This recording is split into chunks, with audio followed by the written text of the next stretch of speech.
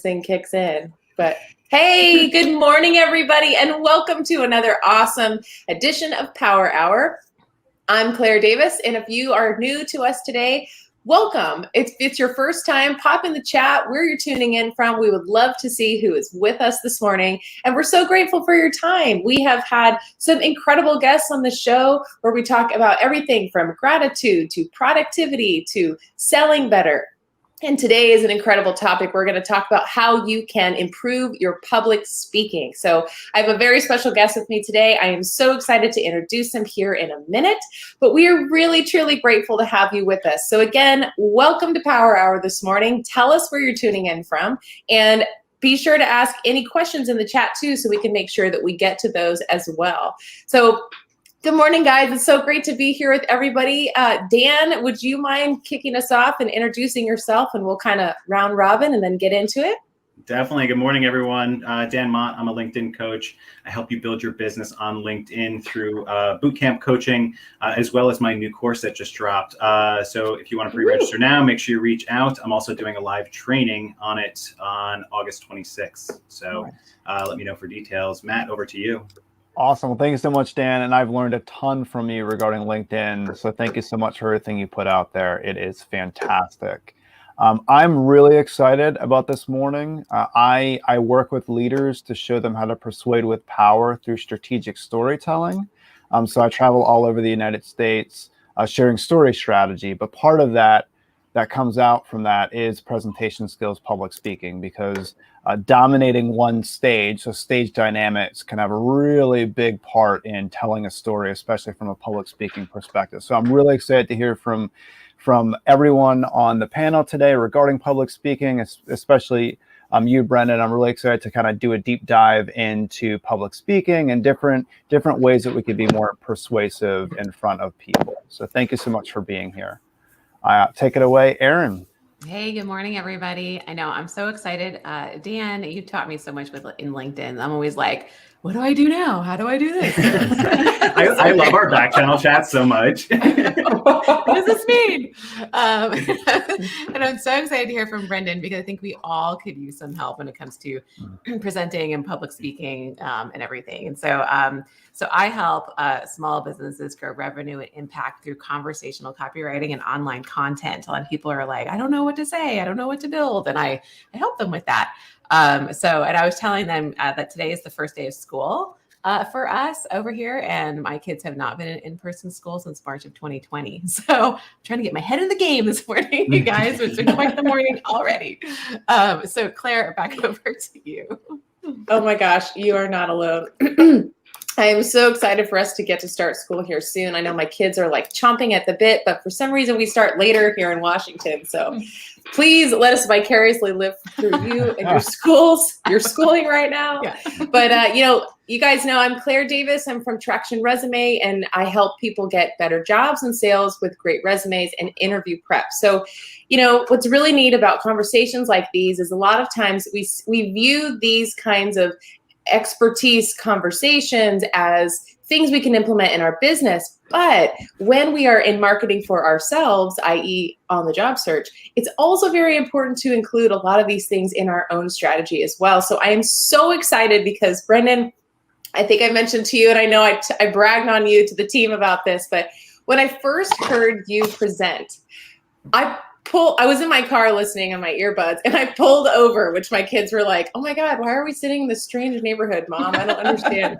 But you have such incredible tips and such actionable ways that we can implement today to increase the efficiency and the effectiveness of our public speaking. And I think a lot of times what at least holds up my clients is the interview process. We get really nervous, and before the interview, it's this great big deal and there's a lot on the line. And so then public speaking can really come into play in speaking with more effectiveness and more confidence to get our mission out there, to be more persuasive and to get our our goals met. So I'm really excited to have you here today. And for everyone who isn't already following Brendan, do not wait. Make sure you do this today. You're an incredible public speaking coach. And I love that you're helping ambitious executives and coaches to become the top 1% communicators. I think that's a really terrific goal. And I know for me, you helped up-level my skill within like the matter of a drive home. So I'm really excited to have you here today. So Brendan, good morning. Thanks for letting us do a super long intro for you. We're all excited to talk about public speaking today. And I think everyone here, I'm seeing Dan pop in. Hey, Crystal Prophet, we had you on a couple weeks ago. Wonderful to see you. Steve's here. We've got some amazing people in the audience too that I know find public speaking to be an area where they have top of mind. So we're excited to get into it. So how are you, Brendan? What's going on? Life is great, everyone. It feels like I have a drive-through service on public speaking, so it's great. Yeah. If you're driving, don't listen to Brendan. You'll have to pull over. I'm telling you, take notes. And you can get burger and fries while you're at it too. Exactly. We'll email you the recording later. Don't worry. Exactly. Yes. Drive safer out there, everybody. So Brendan, tell us a little bit about how you got started. I heard about your public speaking competitions, and that for me was so interesting because first of all, I didn't know that existed. I'd always heard of, you've got spelling bees, you've got things like, when you're practicing in the court setting, but I didn't know there was an actual public speaking competition. So can you tell us a little bit about that and sort of where your foundation is in this stuff? Yeah, absolutely, Claire. And it's great to be here, everyone. Thanks for having me. Absolutely. It was really odd when I started going on podcasts a few years ago and explained this to people. But essentially what this is in a nutshell is while other guys my age in university were playing different sports like football or rugby or something else that's dangerous, what I did instead is I applied that same competition spirit, that same competitive spirit, but to presentations. So for 3 years, I did that competitively. So this is an actual thing. People actually fly out across the world. Their school pays for them and all their accommodations and everything just for them to present PowerPoint presentations. And if we take the US as an example, like Georgetown University, the University of Florida, the Wharton School of Business in Pennsylvania, a lot of these schools are huge case competition schools. But to your point, Claire, almost nobody knows about this. So I was doing these presentations for fun, but also to get a job out of corporate. So most of the best students did these competitions so we can get jobs at IBM, jobs at McKinsey and Company, a lot of these big firms. Their executives would come to these competitions and scout the best presenters and give them automatic interviews or even job offers in some cases. Wow, so that's why I learned. Awesome. Yeah, it was kind of weird, right? And that's how I learned. Getting scouts for PowerPoint presentations. Yes, very interesting. Absolutely, man. Especially since we're on LinkedIn, like a lot of these vice presidents would walk into the room. Like once there was a case on Walmart, and it wasn't like a store manager at Walmart who was judging the competition. It was like the president of Walmart Canada who was just sitting there. Wow. And watching us. But the average age of people who compete are like 21. Wow.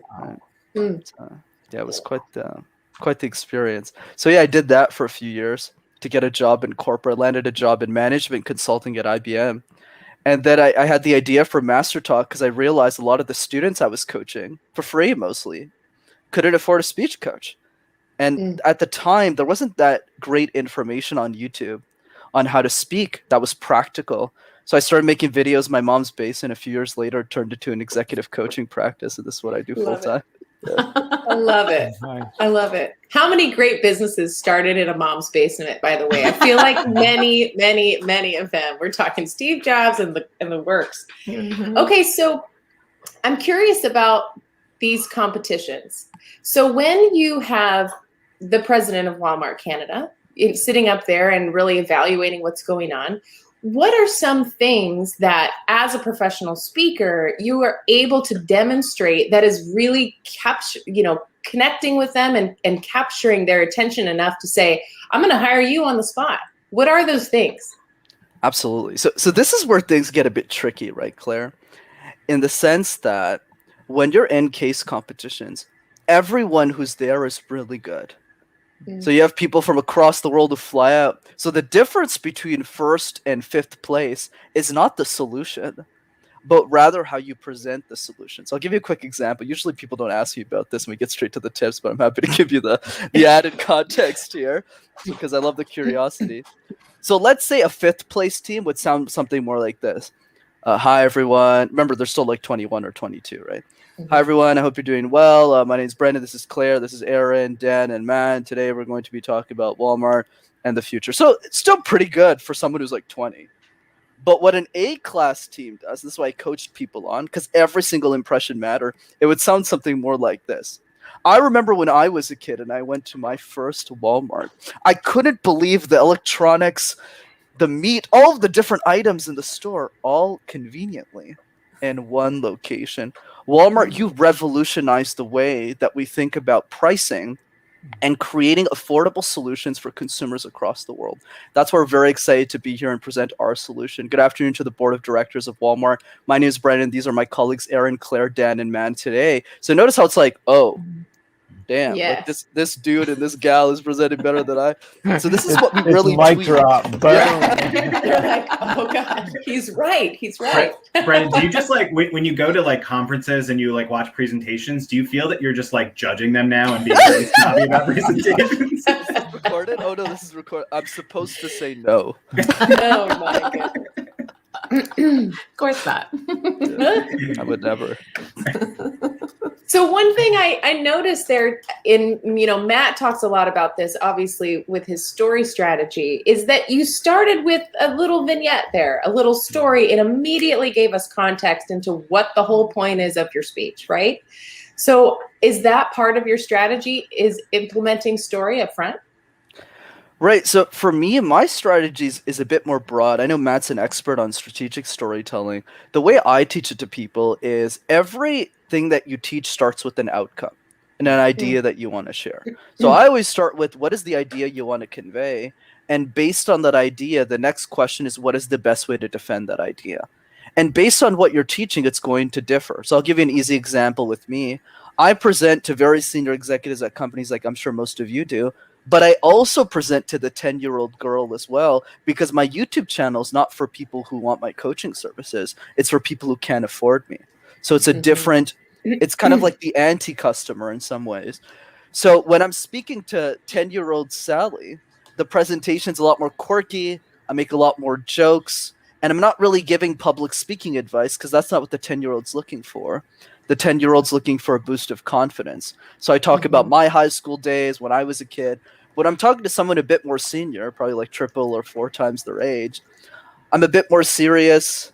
The ROI of investing in a training is a lot more direct, and there's a lot more KPIs there as well. So yeah, the languaging changes quite a bit. Oh, so interesting. I love that you're serving both audiences. So, and at the end of this, let's all make sure I'll add the links in the chat so everyone knows exactly where to find you, whether you're on LinkedIn or to work with you directly, or also on your YouTube channel. So thank you for sharing that. And so tell us then, if you had to start with your top tips for public speaking, first, what do you see? Where's the gap? Where are you seeing the most common mistakes, and, how can you fix them? Yeah, I would say the biggest mistake, I always like to turn that on its head, is most of us associate public speaking to negative languaging. So let's say when I ask people, let's say on a live right now that we're on, if I ask you to type in the chat words that come to mind when you think of the word public speaking, most people tend to say fear or stress or nerves. And that in and of itself is probably the biggest issue. So whenever I coach people, whenever I'm on a live, the first question I always ask people to ponder is, how would the world change if you were an exceptional communicator? Because most of us have been taught our whole lives that public speaking is a chore, because every presentation we've given in our lives is mandatory. We don't wake up one morning and say, hey, Claire, Erin, Matt, Dan, you want to get breakfast and present all day? Yes. I don't know, we might. I wake up and do it every Thursday. That's exactly how I hooked everybody, Brendan. And so I assume there's a lot of psychology along with what you do too, right? Because a lot of people probably come to you they're like, I got to master this. I got to get through this block, And so it's not all skill, it's up here, right? So how do you combat that when they come to you and they're like, this is my problem? Because some people may not even recognize that, right? They might just think I'm a horrible speaker. And you're like, it's not really that. There's stuff behind it. So how do you tackle that part of it? Absolutely. And I'd love to get everyone's perspective as well. For me, what's worked well, Erin, is momentum wins everything.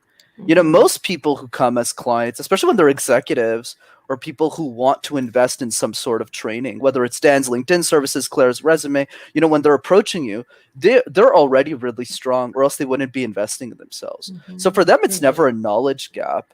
It's always a mindset gap, right? It's always, are we getting that quick win to convince them that they can actually be amazing? So what I do with them, which is super simple, is I teach an exercise called the random word exercise, where you essentially just pick a random word like tissue box or basement or doorknob. And I just have them present random presentations. And what this does after they do this 50, 70 times is they're a lot better after a couple of hours of doing this than they were at the beginning. So what this does, it's a mental trick where they're immediately convinced that they can do anything. And then after, I teach the advanced stuff after. Oh, I love that. It's actually really similar to me with working with people with writing or creating content. I'm like, write about anything, write about your kid, write about like the desk in front of you, just write, or don't have a topic, just start writing and things will come. And it's like a muscle, right? So it's very similar take. Yeah.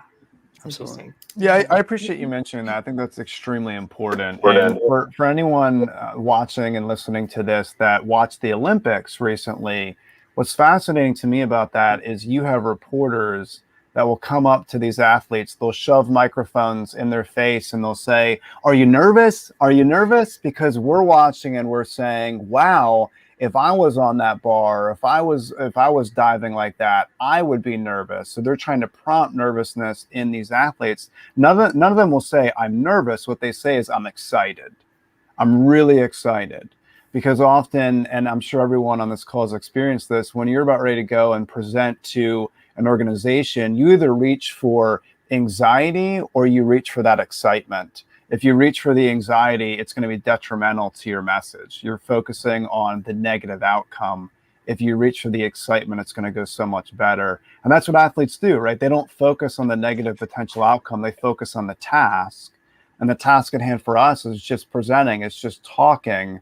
And we get in these mind loops of what ifs, right? What if I offend someone? What if I say something stupid? What if I forget what I'm supposed to say? That all feeds into the anxiety. That all feeds into the negative potential outcome. So I think it's really important. The mindset that you're talking about is spot on. Like, we have to get in the right mindset before we even set foot on stage or before we even talk to a potential client. Absolutely, man. Completely agreed. I think that's a really good point. I've done some exercises too in the past where I've tried to like visualize the outcome. So for example, if I'm about to get onto a sales call, I picture myself getting off of the sales call and like in a scenario where that went well and how I feel emotionally about it and like what actions I'm going to take, right? Like if I then have to go and prepare a contract and send it over, like I'm thinking about that. So like just putting yourself in that mindset, just preparing yourself for that scenario helps you just rather than be like, oh crap, I'm nervous about this call. I don't think I'm going to do well, right? Like that impacts the actions that you take, the things that you say on that call. Whereas if you're thinking about the positive outcomes post-call, you're now like in a positive mindset and you're going to say things, you're going to do things that are going to carry you towards that outcome, which is really awesome. So when people first come to you, Brendan, like, is that the first step really, it's just kind of getting them comfortable in their own skin and, and if so, what's next? Like, how do you kind of like take them across this journey of them kind of being more confident, in their presenting skills? Yeah, absolutely. And I love everyone's thoughts, by the way. Great points as well. I completely agree with what you said, Matt, around, the nerves, right? Somebody puts a mic in front of your face. You're kind of just like, well, not really excited to be here. Well, but by expressing that excitement, to your point, it tricks your mind into thinking that is, which I love. But yeah, after that, Erin, after we present the random word exercise, what I do is I make them do one perfect presentation. One of the challenges, especially in the executive context, or really in our lives, is the presentations are always changing. Ever since we've been like 13 or 15, when we started presenting in high school, all the way up to university and to work, we present once, but the second the presentation's over, we take and we dump it. Whereas in when we think of the best speakers in the world, like Tony Robbins, I'm going to Tony's event in November, and he's been doing the same thing for 30 years. Like the same Unleash the Power Within, same day 1, day 2, day 3. But the challenge is in corporate, you can't really do that because you're always switching priorities. You always got different things to do. So for me, the focus is really mastering one singular presentation, but perfectly. All the vocal tones are there.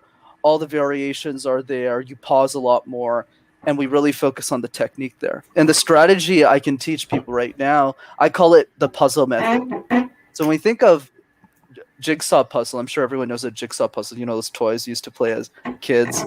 My sister and my mom love puzzles. So if I asked the 4 of you, let's say you're working on a jigsaw puzzle, which pieces would you start with first and why? The edges. The edge. Yeah. Right. Yeah. So So let's easy go to to identify. right. And easy Exactly. to put together. I love it. You're all answering my follow-up questions. It's perfect. So excited. I think you're all in sync. I had a feeling it was coming. Yeah. Absolutely, right? So we start with the edge pieces because they're easier to identify, and then we work our way into the middle. But we don't do that in public speaking. We do the opposite. We shove a bunch of content because we have key metrics or deliverables we need to present at work. And then when we present and practice, we ramble through the entire thing. So when we go to the actual presentation, that's exactly what we do. But the way I teach it is I say, wait a second, start with the edges first, like a puzzle. Practice the intro 50 times, not 5 times. Do it 50 times. So for those of you listening, 50 times seems like a big number, but your introduction's like 2 minutes. That's like a minute or 2. So you keep practicing it, and then you'll go, wow, this is like the best introduction of my life. Same thing with the conclusion. What's a great movie with a terrible ending? Last time I checked, terrible movie, right? Same thing. 50 times the conclusion. Then after a few hours of doing this, I literally have like 1 week in my program where we're just doing introductions. Wow. Another week in my program, we're just doing conclusions, and you're presenting it like 10, 15 times. And that's why at week 3 or 4, somebody who starts and is really nervous, isn't sure about public speaking, has a lot of limiting beliefs around it. In 4 weeks, they go, yeah, let's go to the World Championships of public speaking. It's just about knowing how to practice. It's just the education system didn't teach us it that way. Yeah, it's fascinating that you're saying about teaching it that way. So I have a lot of clients that are politicians, and what's fascinating to me is some of these individuals have been getting on stages for decades, and they're terrible public speakers. And then they come to me and we work on the story strategy and figure things out. But it's fascinating that anyone listening that is an executive, that is a CEO, you may have given hundreds of presentations. It doesn't necessarily mean you're doing them correctly and you're doing them to the point where you're being as effective as possible. So I really don't think with what you're saying, you're talking about practicing perfect scenarios, not just practicing. Where I think a lot of people mess up is they just practice, but they're practicing the wrong stuff. So I think it's key what you're saying, focusing on those edges, focusing on what really matters right from the start. But I would ask, my question to that would be for people that are consistently presenting and they know something's off, but they can't quite pinpoint it. What would you say is one of the biggest mistakes people make that have been presenting for a while, that they just can't, they can't observe what they're doing. They can't get out of their head to figure it out, but you know from your experience that it is a mistake. What would you say the biggest mistake is that they need to work on, even if they've been presenting for quite some time? Yeah, I think that's a great question, man. I would say the biggest mistake most experienced speakers make is they lose touch with their audience. What do I mean by that more specific? And then I had a question for you, Matt, that I think might interest you as well. But the reason I say that is because as somebody gets more and more into the speaker circuit, they stop having dinners with their audience. So I'll tell you the reason. This might interest people. How did I figure out this puzzle analogy? The way I figured it out, my secret, is I actually coach my executives as kids, as a give back. I mean, I charge a bit of money, but it's not as much as I charge with the executive. So the reason is, why do I do it? Because if the 6-year-old can't implement my advice, then my advice doesn't stand, because simplicity is so important in the work that I do. So when I talk to a 6-year-old, they're literally going, "What's an introduction? What's a conclusion? I don't get it. I've never get a presentation." So I use puzzles in a fun way to do that. And the reason I do this, I always want to keep a pulse on those 10-year-olds because it helps me sharpen up my axe with my YouTube videos and the way that I share content with the masses. So that's the way I think about it. So let's say we take a lot of the best speakers on the circuit, like Tony Robbins and Gary Vee. They're in a position in their careers, Brene Brown's another great example, where they really don't have to talk to anyone in the audience. They just show up, get paid $100,000 or something, and just go back home. What fascinates me the most, especially with someone like Vaynerchuk, is he still spends those extra 17 minutes right before he leaves his flight to talk to 7 of them. He still spends that extra 13 minutes to talk to them. Why? Because he always wants to stay sharp with this audience, and I think the experienced speakers, they kind of lose that touch. But the question I had back to you, Matt, because I don't have experience with this, is what do you think are the biggest differences between coaching politicians and executives of companies? Politicians and executives of companies. So there's different strategy that goes into politics than into business. So in the political world, especially in the United States, there's astronomical sums of money pumped into the political environment. So just to give you an idea, when we have a presidential election in this country, each candidate raises up to $1 billion each, plus you have all the congressional races, which is about $1 billion. So you have roughly $3 billion being pumped into negative ads all across the major media markets in the US, which causes a lot of communication strategy that needs to go into it to combat that. So for instance, I'll give you an example of what happened about a couple of years back. I was coaching a politician. This was just fascinating to me. I'm coaching this gentleman. We had worked for weeks on an event that was extremely important for him to do well, extremely important. It was like life or death when it came to his career. Wow. And there were many, many, many people in the room, several hundred people in the room. He gets up and I'm sitting in the back. I'm taking it all in, watching the whole thing unfold. And it was a rough audience. Like, it was a rough audience. And after the event, I pulled him aside and I said, how do you think you did? And he said, "I did awesome." And I said, "Really?" I said, what makes you say that? Oh, he said, "Oh, you didn't see who was sitting in the front?"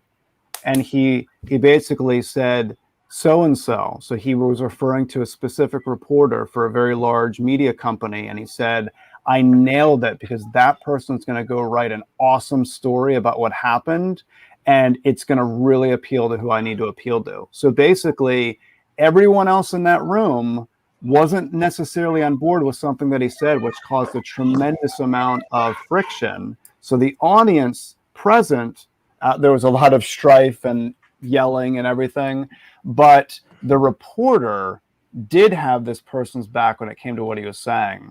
So that's the difference between the business world and the political world. He was talking to an audience of one at that moment, and he did knock it out of the park. And what ended up happening with the reporting was right, like you said, and there were many, many people that read that story, and it was a positive thing. So to answer your question, there's a lot more strategy when it comes to communication, and it's more like a messaging chessboard, if you will.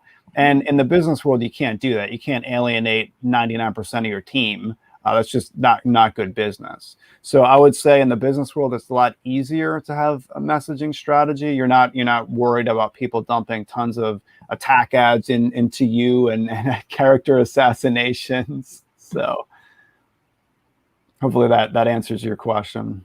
Yeah, that's fascinating. Thanks for sharing, man. Definitely. Hey, we got a question from Crystal in the chat. Do you have advice from speaking to an audience that's in different stages of their journey, just starting versus 6 to 12 months into their journey? Ooh, I would love to get if that person could clarify what specific topic they're presenting. It'll help more, but I can give you general ideas right now. What I always like to say is even people later on the journey always like a refresher from the beginning of the journey. I'll give you the best example of this.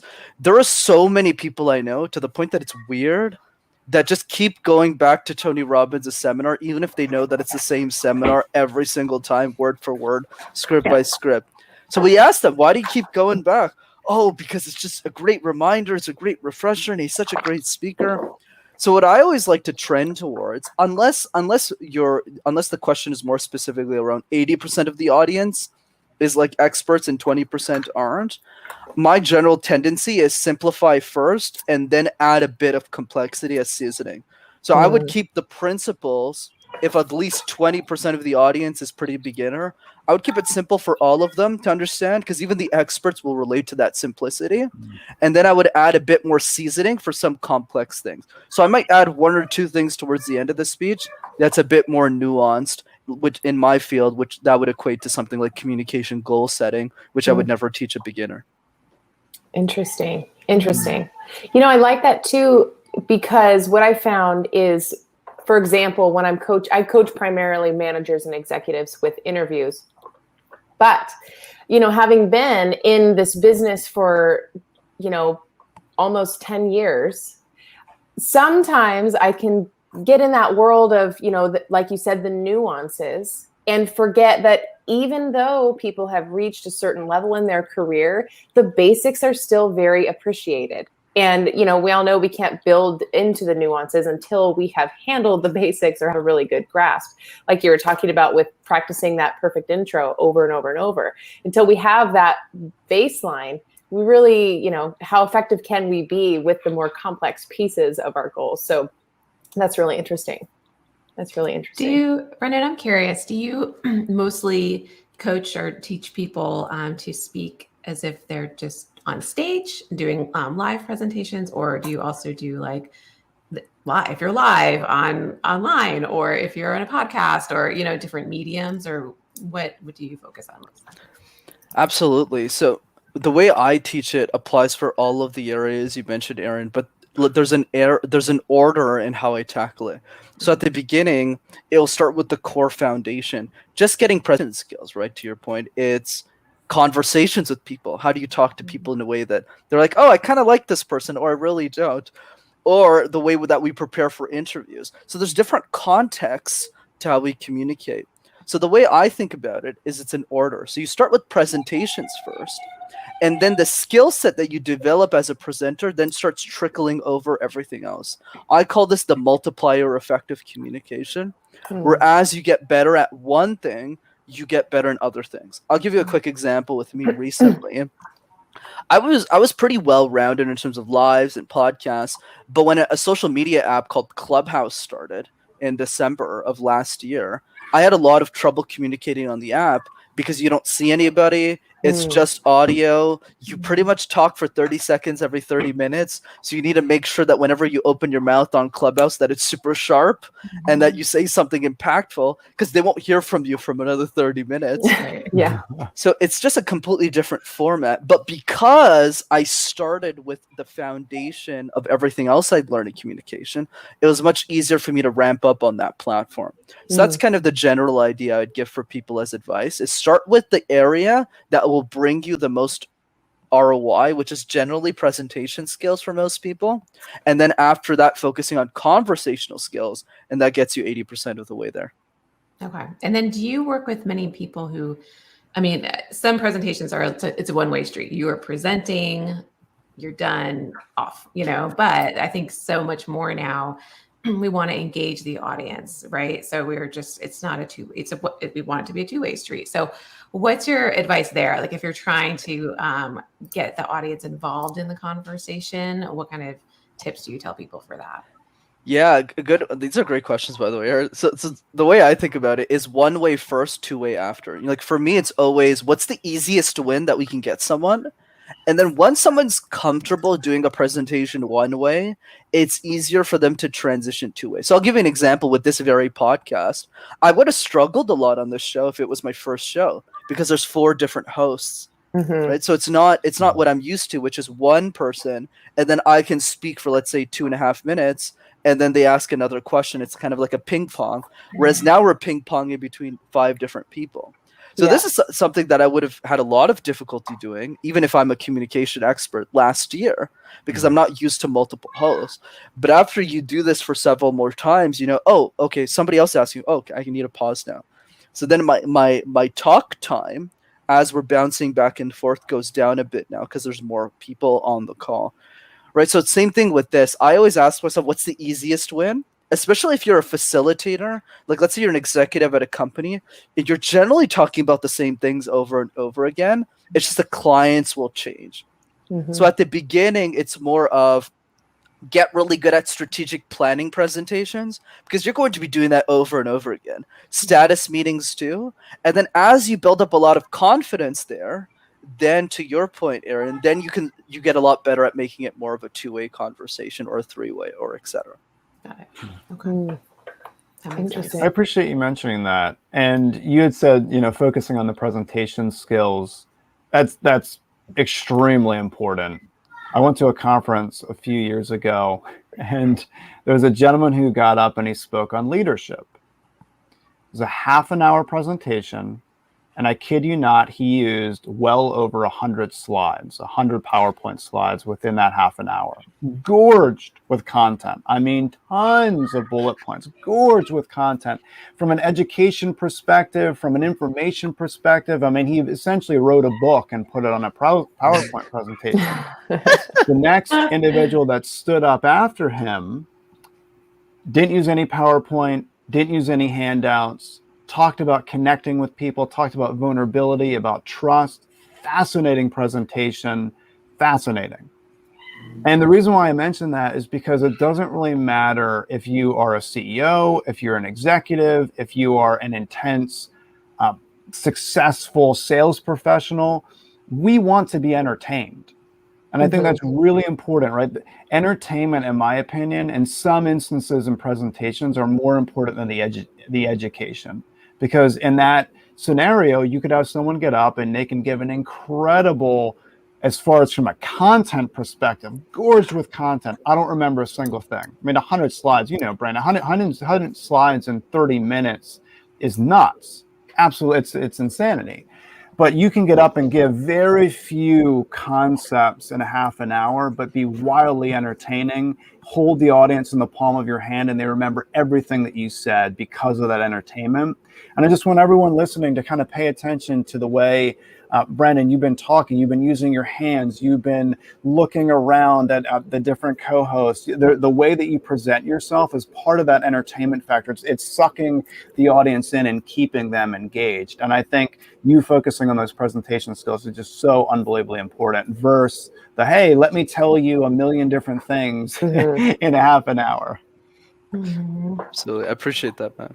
Definitely. Yeah. And I've seen people do a bunch of slides, but they don't have a ton of content, right? So it's more of like a way to keep the conversation going because they're constantly switching the slides, right? So they're like keeping your attention going along with them, but it's not, there's like one point, on each slide. And I've seen other people present with imagery or just like they'll put like a number up on the slide and then they'll speak to that, what that, the impact of that number is, or a photo, and it's not text at all, so I agree with you, Matt. I think if it's more from you, and less of like, let's read this slide together, it's like it's more captivating and they're going to comprehend what you're trying to get across. So true. Brendan, go ahead, Matt, or Sorry, Dan. Sorry. I was going to say, we've got a lot of really great questions in the chat, but I know we're coming up on time here. Brendan, you down for like a quick fire round? Oh yeah, let's do it. Yeah. Okay, awesome. So some questions reading backwards from Victoria Franco. I get panic attacks. Is developing this skill enough to handle them? So the way I think about that is, great question. To keep things really simple with fear, we could have probably a 15-minute conversation about that. But the way I see it, it's kind of like a boxing match. One side of the ring is your message. The other side of the ring is your fear, your anxiety, your stress, because we're all scared. Even I'm stressed a lot when I present, especially to new audiences. So for me, the focus is never getting rid of the fear, but rather back to the boxing match analogy. The fear will always be in the ring, but as long as your message gets the knockout punch every single time, you'll be successful. So it's not that exceptional speakers aren't scared. I think anyone who says that is either lying or crazy, or I guess really, really good. I think it's more of a question of the message that they have to share is a lot more important than the fear. And really quickly about myself, I started coaching executives at the C-suite when I was 22. Who in the world am I to do that? But the reason it gave me the confidence to is because I created videos, not for those executives when I started, but for the 15-year-old girl who couldn't afford me. So because I was razor focused on the message rather than the fear, I got really good at coaching girls like her, and I eventually built my confidence up to coach people who are much older than me. That's a great point. I still sweat on every single sales call. So, from Steve Sellen, what do you see people having the most difficulty with public speaking? Are people scared or nervous or both? I would say the biggest difficulty is seeing the positives of what communication can do for them. It's really hard to stay accountable to communication for the most part, unless you have a small group of friends or a coach pushing you, right? Someone like Matt who is pushing you to say, hey, let's keep working on this. Let's keep doing this, right? Yeah. So that's the key. So for me, it's always focusing on how communication will improve your lives. And this is where I think most people miss, is they focus too much on the promotions at work or the monetary benefit of communication versus just talking to the people around you. And one fun fact about me and my sister haven't been in a fight in over 10 years. Nice. We've never fought, because when you communicate effectively, there's never any issues. And every problem always stems from miscommunication, whether it's at work and your personal life. So getting really clear what's exciting for you with communication will first motivate you to even watch live streams like this and go on YouTube videos or hire a coach or do something with it. I love that. That's awesome. Wow. Andy York asks, how about an introvert who is generally quiet, trying to stand out in the corporate world among so many talkative extroverts? Great question. I was flipping that on its head. I think what most introverts don't get, because a lot of my best clients are introverts, they're not extroverts. And the reason introverts are so much better, but also why they don't know they're better, is because they don't first understand what advantages they have over extroverts. And I'll name a couple. Number one, introverts are exceptionally good at pausing. Extroverts like me have a really difficult time pausing because I always want to talk, and give answers instead of just taking a breath. Introverts speak less on average, so pausing they'll master in a day of me coaching them on this. Whereas an extrovert, it's kind of more like a fight. I kind of have to get them no, you need to stop. And it's difficult, but it does it. It's okay. So 1, 2, they're exceptional listeners. Introverts are much better at listening to an audience's needs because they spend less time talking. So that's why you see introverts are a lot better at writing, and they're a lot more thoughtful whenever they present ideas because they speak a lot less and think and reflect more. This is something I've learned from them as well. And number 3, this is an advantage introverts and most people actually aren't aware of, is introverts are a lot less controversial. So when we think of someone like Gary Vaynerchuk, you either really like the guy, like me, I'm a big fan, or you really don't. There's never a middle ground where you say, I'm indifferent towards Gary Vaynerchuk. But the opposite isn't true. There's nobody, I've yet to meet a human being who says, I hate Brene Brown. Yeah, that'd be hard to do. It'd be really hard to do. They're a lot more accessible. They speak to a wider group of people. So what's the conclusion here for my introverts? My conclusion is this. Forget the fact that you're an introvert and extrovert. Rather ask yourself, who are you and what can you learn from the other person? That's awesome. I love that. I love that advice. That's terrific. Brandon, you mentioned something that is one of the pillars you talked about when I first heard you, which was pausing, which revolutionized the way I thought about public speaking, because I was always more focused on the speaking part than the pausing part. So can you talk a little bit about why that's important and how to do it? Absolutely. So the idea behind pausing is it draws emphasis towards the key points. See what I'm doing here? The key points of your message, right? I think, it also requires a lot of practice. So I'll give you the simple trick. Let me start by explaining why we struggle with it. The reason most of us struggle with it is it's a mindset trick. Whenever you're in front of an audience and you pause, your immediate reaction, if you're not trained in communication, is what is everyone else thinking of me? What is Erin, Matt, Dan, and Claire, and everyone else is watching? Because I'm not saying anything. So do I look dumb or whatever? That's the conversations that are happening. Whereas the best speakers on the planet can pause forever and never make it seem awkward at all. But obviously we don't have forever, so take my word for it. The point I want to bring is once you learn how to pause uncomfortably for minutes on end, it's much easier for you to pause for a couple of seconds. So here's the trick, everyone, even if I know only 1% of you will actually implement this, but you'll go really far if you do it, is I call it the endless gaze. So go up to somebody that you really like spending time with, sit down with them, and just stare at them for a few minutes without talking. Most people, I know executives who are so don't do this at a park bench, right?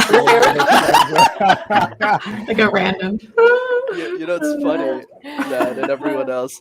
I have clients who can't even do this with their wives. They go, Brendan, I can't. It's been a minute. I can't do it. And I was like, you're going to sit there and you're going to stare at her or him. Actually, women have a much easier time doing this. But like the man, oh my God, it's so hard. They just start panting. And I remember I used to coach people when I was really young and I was starting with this. Because a lot of these 19, 20-year-old kids had big egos. They're like, this is a stupid exercise. But after 60 seconds of doing this, they would start doing this. And I would go, Kevin, you got to keep looking at me, buddy. And then after 2 minutes, he's like twitching on the floor. Right? So, but it's okay. Do this for a couple of weeks, and you'll be very comfortable pausing for 2 or 3 seconds in an actual presentation.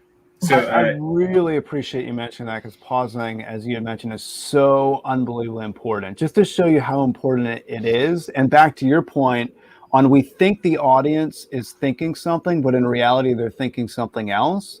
I tie into the National Speakers Association in Philadelphia when I can, and there was a speaker who told me this story that he was at a conference, he was presenting, and he forgot part of his talk, and he didn't know what to do, so he just paused.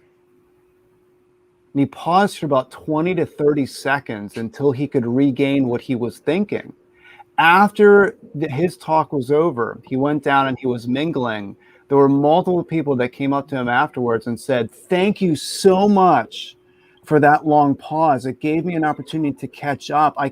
You are amazing with what you did on stage, that you thought to let us take it all in and think that long. He was freaking out thinking they're going to think I look stupid. They're going to think all this stuff. And they actually ended up thinking this guy was an absolute genius for pausing. Now, I don't recommend people purposely pause 20 to 30 seconds, but just back to your point on just the value that pausing can have. That's funny. It's a great story. That's great. Okay, so I see we're inching up to the top of the hour. So before we do, actually, let me ask you this first. One question I've been getting over and over from people who knew that we were going to have you on our live today was, Claire, I and and stutter around when I'm speaking, and it doesn't help me come across with confidence. It's not fluid. How do I stop umming and ahhing? So can you share a little bit about that? Absolutely. So there's a couple of things to keep in mind with ums and ahs. I call it the cause and effect relationship between pauses and filler words like You need to first master pausing before you get to the filler words. So you need to be comfortable with the idea of just pausing for 2 minutes. And then after you do that, don't worry, I won't pause for 2 minutes. And then after, you'll be like, I was like, okay. And then after you do that, the trick is then you start to replace your filler words with pauses. But the idea that I really want people to focus on, and this is how I teach it, is public speaking is like juggling 18 balls at the same time, everyone. You have to do the ums and ahs. You have to look at people. You have to smile. You have to interact with people. So it gets really stressful for people who are beginners. So I always like to keep things simple. Mm-hmm. And the simple idea is this. I don't even care if you say gibberish in a speech. If you're just practicing filler words and that's your focus, you could literally go and then you're like focusing on just pausing whenever you want to say filler words.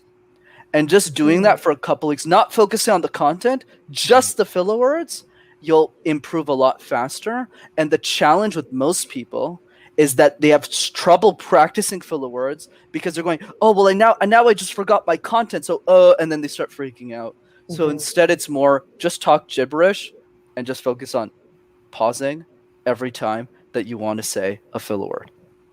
Oh, that's interesting. That's a fun exercise too. And definitely something everyone can practice today. Absolutely. Okay, one other question I saw in the chat earlier comes from Nicole. And she and I were having a conversation earlier this week about being interrupted. And I can say, hands down, one of the biggest hurdles that I had when I was public speaking was I was getting interrupted all the time. And I've since sought some training to combat that. But do you have any advice for those who feel like, I'm getting interrupted all the time? How can I either speak with more confidence or be more fluid so that doesn't happen anymore? Right. So I'll be honest when I say you're going to get interrupted. Like, that's just life. It's going to Sure. happen. Like, even in this live, right? There's going to be situations where, oh, right, Erin wants to jump in, or Claire wants to jump in, or so even if it's not malicious, there's going to be situations where you're always going to get interrupted. So here's the trick that I have. It's more of a mindset trick. That's a bit funny. I don't know, some people will get it, some people won't. I always like to imagine that every person who's interrupted me is like a 5-year-old. So I'll give you an example. When a 5-year-old comes up to you and says, well, like, blah, blah, blah, blah, blah, blah, do you get mad at the 5-year-olds? No. Why would you? They don't know any better, right? And this is more effective when you have an actual, like, a malicious executive who's always interrupting you all the time, is when you start to perceive them as 5-year-olds, you become a lot more patient with them. That's another reason I coach kids, because it helps me be patient. It teaches me. Because they're always interrupting me all the time. Not because they hate Brendan, but because they just have a question and they're like, hey, I have a question. So it's not about me saying, hey, Q&A at the end. Like, no, those 5-year-olds. It's about saying, yes, Julia, go for it. And then she goes, right? So when I'm talking to 60-year-old Julia, I'm just using random names here, and they talk about a concern that they have in the boardroom, I'm a lot more patient. And that's also one of the secrets of how I matured really quickly with my coaching and how I communicated in a more mature way, because I kept treating everyone like 5-year-olds. So that's a trick people can know. I became much more mature when I realized everyone else around me was so immature. And the other piece as well that I love this. The other piece as well is when you're I'm sure you've seen professional athletes who get interrupted all the time by sports reporters, right? They go, I have a question on this, and are you still dating this? And they're like, this has nothing to do with the game. But the reason is they're so calm is they realize they're in control, not the person who's interrupting them. And as long as we realize that, hey, wait a second, like, I'm the one who's giving the answers. I'm the one who's in control, and I want everyone to start developing that. You'll be a lot more patient with everyone's answers, because at the end of the day, you're the person in control. And that's why the sports professional, whenever they get interrupted, they just wing it off, because if that person's interrupting them too much, they just pick another reporter and go, yeah, don't bother me. I'm just going to go the other. So if we start to adapt that mentality more, we'll also be more successful. I really like that. That's a really good point. When I coach politicians, I tell them to get excited when they see protesters at their events. And the reason for that is because they're offering them a gift. Yep. If you have people that are shouting at you, they're being extremely hostile in a meeting, and there's news outlets there, that's your time to shine. That's your time to really show who you are, how you're not able to get knocked off your game. They're actually offering you a gift to even be more memorable if you do it in a good way. So I appreciate what you said. It's a lot of this is mental. Absolutely. Yep. Matt, I think because gosh, we only have 2 minutes left, you guys. This has been was a really quick hour, because I'm like, I could keep talking. I'm like, there's more questions in the chat, but I wasn't even going to bother asking them. I know. Like, we're going to fly over. Well, I think Sorry. a few people want to send messages to you, Brendan. I know some people are like, they want Please, some DM offline me. chats. So where can they find you? Where can people connect with you? Yeah, the easiest way for that is definitely just DM me on LinkedIn. Feel free to connect, send me an invite with a note that you came from Power Hour. I'm more than happy to strike up a conversation. The other way is definitely the YouTube channel. All you have to do is type Master Talk in one word, and you'll find all of my thought leadership on communication and public speaking. Awesome. That's so Excellent. awesome. I'm going to put that in the chat too, so everyone can just pop over. Thank you, Brendan. I see so many chats throughout our discussion of people saying, this is amazing. This is so helpful. So you've helped a lot of people today, just the people who have shown up live, and I'm sure there'll be a ton of people watching the recording. So thank you for your time today. This has been incredible, really. Of course. Thanks for having me, everyone. Yeah. So if you're listening in your car, you can, turn the ignition on again. Driving again. If you have pulled over in a strange neighborhood to capture these gems from Brendan and the Power Hour crew this morning, drive safely, everyone. Thank you so much for being with us. Brendan, we are so grateful to have had you here today. And Erin, Dan, and Matt, you guys are amazing. I'm so glad for everyone who was able to connect in the chat. And then obviously, make sure that you do send that personalized DM to Brendan. Connect with him offline after this as well. And go check him out on YouTube. We are so grateful to have had everybody here on Power Hour. And, we, as we say every week, our time is our greatest commodity. So the fact that you spent it here with us this morning is really, it doesn't go unnoticed. We're so grateful to you for that. So thanks everybody for being here. And thanks again, Brendan. This was awesome. Like we knew it would be. So thank you so much. All right, guys. Thanks, Brendan. Have a Thanks, wonderful everyone. day. Bye, guys. Take Happy care. Thursday.